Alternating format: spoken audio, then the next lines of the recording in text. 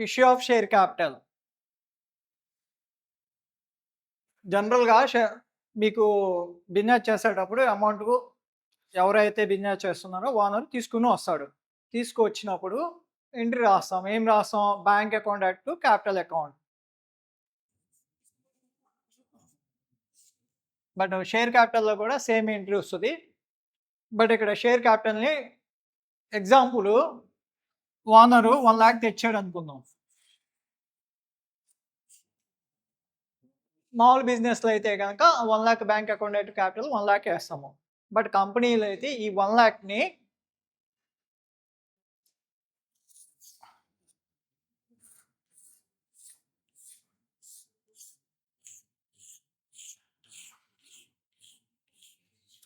ఇలా ఈక్వల్ పార్ట్స్‌గా డివైడ్ చేస్తది.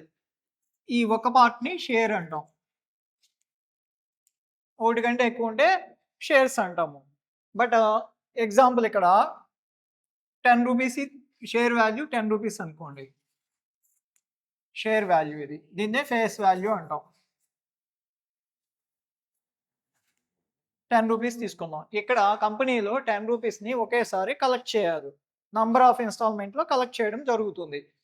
ఇక్కడ 4 ఇన్‌స్టాల్‌మెంట్‌లు జరుగుతుంది జనరల్‌గా. దీన్ని 10ని డివైడ్ చేస్తాం. 2, 2, 3, 3. ఇది ఫస్ట్ ఇన్‌స్టాల్‌మెంటు.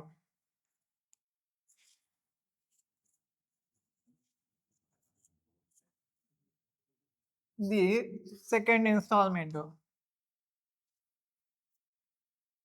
ఇది థర్డ్ ఇన్‌స్టాల్‌మెంటు. ఇది ఫోర్త్ ఇన్‌స్టాల్‌మెంటు. ఇలా 4 ఇన్‌స్టాల్‌మెంట్‌లో మొత్తం ఇది కౌంట్ చేస్తే 10 వస్తుంది. 4 ఇన్‌స్టాల్‌మెంట్‌లో కలెక్ట్ చేయడం జరుగుతుంది. ఈ 4 ఇన్‌స్టాల్‌మెంట్‌కి ఇక్కడ ఇన్‌స్టాల్‌మెంట్ అని రాయము.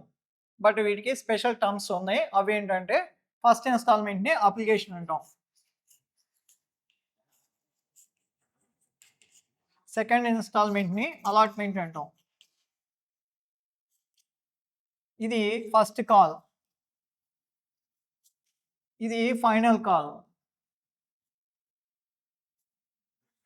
ఇవి టెక్నికల్ టర్మ్స్. వీటి పేర్లతో వాటిని కలెక్ట్ చేయడం జరుగుతుంది. ఇన్‌స్టాల్‌మెంట్‌ని వీటి పేరుతో కలెక్ట్ చేస్తాం. వీటి పేరుతో కలెక్ట్ చేసేటప్పుడు ప్రతి దానికి 2 ఎంట్రీస్ వస్తాయి. 2 ఎంట్రీస్ వస్తాయి. అయితే 2 ఎంట్రీస్ రావాలి. మొత్తం 8 ఎంట్రీస్ వస్తాయి. ఇక్కడ బ్యాంక్ అకౌంట్ టు క్యాపిటల్ రాయడం వస్తే ఆటోమేటిక్‌గా ఈ 2 ఎంట్రీస్ వస్తాయి.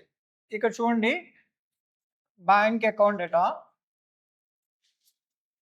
To capital. ఇది రాయడం వస్తే గనక ప్రతి దానికి ప్రతి ఇన్‌స్టాల్‌మెంట్‌కి దీన్ని బేస్ చేసుకునే ఎంట్రీస్ రాయడం జరుగుతది. ఇక్కడ అప్లికేషన్ ఉంది ఎగ్జాంపుల్. అప్లికేషన్ తీసుకున్నట్లయితే బ దీని నుంచి ఒక ఎంట్రీ రాస్తాం.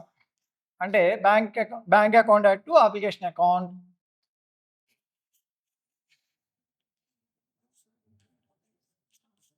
Bank account to application account.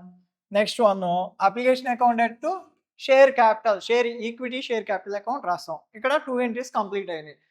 ప్రతి ఇన్‌స్టాల్‌మెంట్ కూడా ఈ సేమ్ ఈ ఎంట్రీ వస్తే ఆటోమేటిక్‌గా వస్తది. ఇక్కడ చూడండి అలాట్‌మెంట్‌కి. అలాట్‌మెంట్‌కి ఫస్ట్ ఏంటంటే డ్యూ ఎంట్రీ రాయాలి. కాబట్టి ఫస్ట్ ఇది రాయాలి. Allotment account to share equity share capital. Next one ఏంటంటే bank account to allotment amount collect అయినప్పుడు రాస్తాము. ఓకేనా? ప్రతి దానికి కూడా దీన్నే బేస్ చేసుకొని రాస్తాం. చూడండి ఈ ఒక్క ఎంట్రీ వస్తే ఆటోమేటిక్‌గా ఏంటంటే 8 ఎంట్రీస్ వస్తాయి. Next one first call account. First కాల్‌కి. ఫస్ట్ కాల్‌కి ఇక్కడి నుంచి ఏంటంటే ఫస్ట్ డ్యూ ఎంట్రీస్ రాయడం జరుగుతది. ఫస్ట్ కాల్‌కి capital account, first call account to equity share capital account. Second entry ఏంటంటే అమౌంట్ వచ్చినప్పుడు bank account to first call account. ఇవి ఇక్కడికి 6 అయినాయి. లాస్ట్ 2 ఎంట్రీస్ ఫైనల్ కాల్‌కి. Final call. ఫైనల్ కాల్‌కి ఫస్ట్ డ్యూ ఎంట్రీ రాస్తాము. Final call account to equity share capital account. Next డబ్బులు వచ్చినప్పుడు bank account to final call account. ఇవి మొత్తం కూడా 8 ఎంట్రీస్ రాయడం జరుగుతది. అంటే ఇక్కడ చూడండి మీకు పర్టిక్యులర్‌గా ఇవన్నీ గుర్తుపెట్టుకోక్కర్లా. ఒక ఎంట్రీ గుర్తుపెట్టుకుంటే మొత్తం కాన్సెప్ట్ మొత్తం వస్తుంది. మొత్తం అన్ని ఎంట్రీస్ గుర్తుంటాయి. ఇది ఏంటంటే ఇష్యూ ఆఫ్ షేర్ క్యాపిటల్‌కి సంబంధించి ఎంట్రీసు. ఇవి రాయడం వచ్చిన తర్వాత ఇవి కంప్లీట్ అయిన తర్వాత లెడ్జర్ పోస్టింగ్ చేయాల్సి ఉంటది. లెడ్జర్ పోస్టింగ్ చేస్తే గనక మీకు క్లారిటీ వస్తది. లెడ్జర్ పోస్టింగ్ చేసినప్పుడు ఇవి కాల్ చేసినప్పుడు గనక అమౌంట్ పే చేయకపోతే ఆ పే చేయని కాల్స్ ఉంటాయి కదా! వాటిని కాల్స్ ఇన్ అర్రియర్స్ అంటారు.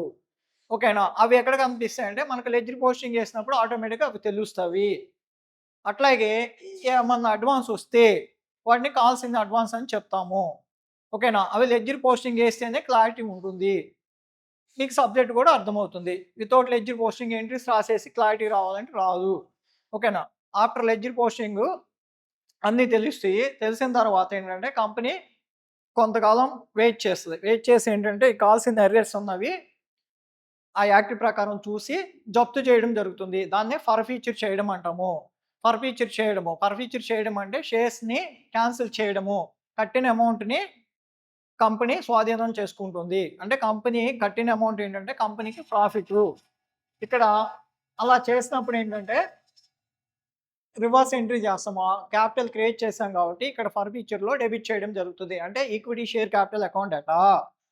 టు కాల్స్ అకౌంట్ అంటే to allotment account, to first call account, to final call account, to forfeiture account. Forfeiture అకౌంట్‌కి ఆల్రెడీ కట్టిన అమౌంట్ ఏస్తాము. అది ప్రాఫిటు. క్యాపిటల్ ప్రాఫిట్‌గా ట్రీట్ చేయడం జరుగుతుంది. అలా ఫర్‌ఫీచర్ చేసిన తర్వాత ఏవైతే ఫర్‌ఫీటెడ్ షేర్స్ ఉన్నాయో వాటిని తిరిగి రీఇష్యూ చేయడం జరుగుతుంది. రీఇష్యూ చేసినప్పుడు జనరల్‌గా ఇన్‌స్టాల్‌మెంట్‌లు కాకుండా ఒకే ఎంట్రీ రాస్తాము. అది డిస్కౌంట్ కావని, ప్రీమియం కావని, ఎట్ పార్ అవని. ఎట్ పార్‌కి అయితే గనక bank account at equity share capital అంటాము. ఎట్ డిస్కౌంట్ అయితే గనక bank account at discount on issue of equity shares account to equity share capital అంటాము. ఎట్ ప్రీమియం అయితే గనక bank account at to equity share capital account to securities premium account అంటాము. ఇది reissue చేయడం జరుగుతుంది. మనకేంటంటే ఇక్కడ ఫస్ట్ యూనిట్‌లో ఇంతవరకు విత్ ప్రాబ్లమ్స్‌తో చెప్పడం జరిగింది. ఇవేంటంటే లెడ్జర్ అకౌంట్స్‌తో బ్యాలెన్స్ షీట్ కంప్లీట్ చేస్తేనే మీకు సబ్జెక్ట్ క్లారిటీ ఉంటుంది.